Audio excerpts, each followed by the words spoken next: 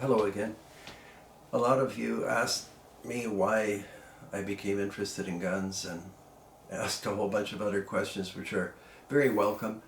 And probably one of the answers would be that I had always hoped that somehow if I study guns enough, and I just had a natural interest in all mechanical things and still do, and I can tell that a lot of you do as well, I thought maybe there'd be some contribution I could make or I would come up with something.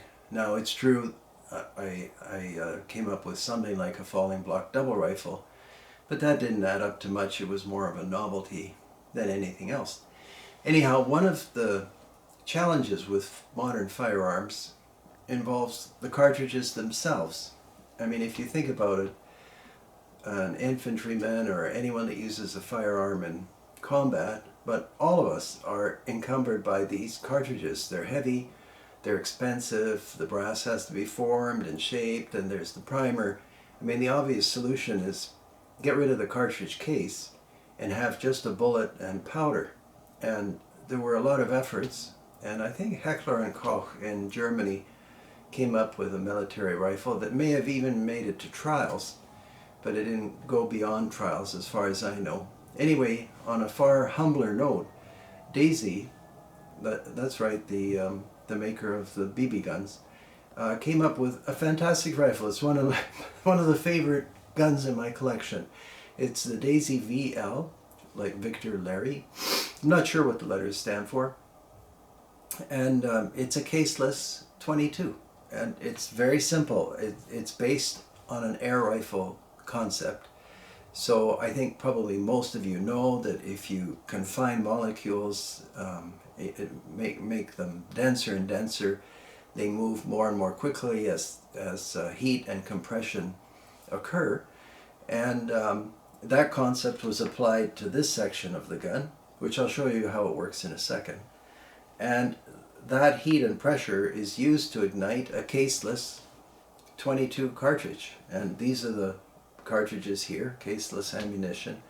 I can't remember when they stopped making them, but they're no longer available. You can buy them. I shouldn't say that. They're no longer manufactured is the correct thing. And here's what it looks like. So you can see there's something that it's kind of yellowish. That's the powder. In that box I just showed you are tubes, and in the tubes are these rounds. And they're reasonably durable. You wouldn't want to put a handful of these in your pocket and go hunting like you can with a regular 22, but they're not soft or anything. They don't fall apart. In any event, you simply take the rifle. It's a single shot. It has a very good feeling to it, even though it's a plastic stock. And there's a lever on the bottom. You've seen these types of arrangements on other air rifles. So you lower the lever. Now we've compressed air in here. And you have to load the rifle. And I won't load the rifle, but I'll show you where you would. So right in here is where you insert one of those rounds. And then once it's loaded, you can raise the lever and I would be ready to fire. And does it work? It works perfectly. I never fired one or pulled the trigger on one that didn't go off. It's accurate. It's fairly quiet, although not as quiet as you would think. And there's a lot of sauce in those rounds. That's not a weak. I don't think it's quite a 22 long rifle, but there's significant energy. And as you would be able to know, this is cocked now, so if I fired this, not much happens, but we're releasing a fairly powerful spring and just pushing air, and they say not to do that. But that's the Daisy VL, and so the next thing, if I ended the video now, would be, well, what happened to all this thinking?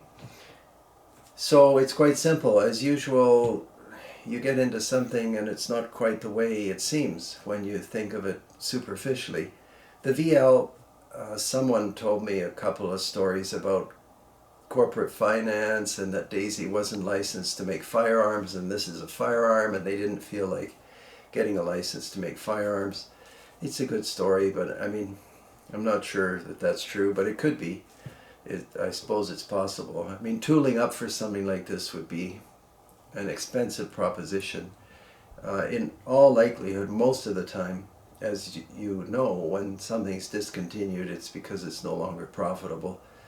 And it may never have been profitable. You're always assuming that you're going to ramp up production, and profit comes when you have economies of scale. So that may have, been calculated wrong.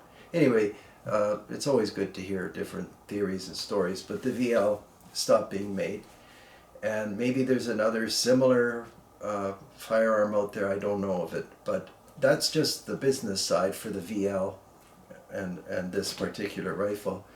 As far as the concept, what I guess people thought of it, but they didn't think of it enough. When you load a brass case and chamber it and then fire, you have to carry around the brass case, and it's really a vessel for gunpowder. But when you fire, especially in a semi-automatic weapon, the brass case removes a lot of heat from the chamber. So it's effectively a heat sink, and especially on full auto or semi-auto or combat situations, you've got to remove a lot of heat from the chamber. And I was told by a reliable, well, more than one reliable source, may have read it as well, that what happened with the experimental firearms was they were flashing the cartridge, the caseless cartridge was going into the chamber, and the chamber had absorbed all of the heat from the prior ignition, and cooling can only occur so quickly. There are different things, and I did see some test rifles at a lab which were quite interesting, that involved cooling the chambers. And maybe that research is ongoing, I'm not sure, but in any event, the caseless rounds that existed were, again, very durable. Power was similar to a 308, and actually an Austrian company, the name is spelled V-O-E-R-E. Over here people say Vore, and over there the people laugh about that and say it's pronounced Fure or something, or Fur. Sorry about the poor knowledge on my part. They also had a caseless round. They may still offer that rifle. I don't know it. I may have handled one once, and it was about like a 223. So I don't think you'd be firing it too quickly, and maybe they didn't have that problem of ignition of the case once the chamber is closed. And getting back to the military application, that's what I was told. The actions weren't even closed, they weren't even locked, and these caseless cartridges were igniting because of the heat. So, I mean, subject to somehow resolving the heat problem, one could move to a caseless cartridge system. Then I also saw a couple of experimental rifles in different places that involved feed systems, so that the powder was in a reservoir and there was a metering system. So effectively the chamber was fed powder mechanically. There was no powder behind the bullet. The only thing that was loaded was the bullet. But if you think that through, you have all kinds of challenges, because you still have to seal the chamber, and that's a whole arena of issues that would have to be resolved. But again, I like all those things because people are thinking, and I don't see like an emergency need to get rid of rifle cartridges.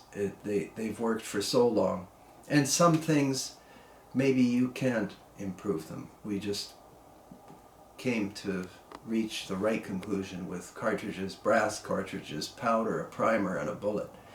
And but nevertheless, people keep going and trying something new, and that's a good thing. So I hope we didn't cover too much ground. I obviously skipped over some subjects, and there are other web resources that go into other details about them, but I thought you might want to see what it actually looks like. And in a way, shooting them outside or whatever, that's fine. But here you can see exactly what's what, and what the cartridges look like, and I'm looking for ammo because I'm not selling this anytime soon.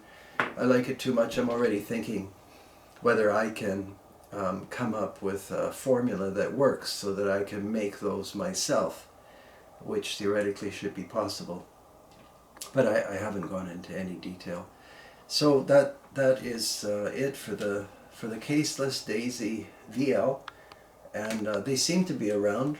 I forgot. Well, I think maybe I paid 500, something like this, for this particular specimen, and I think it was money well spent. It's fascinating.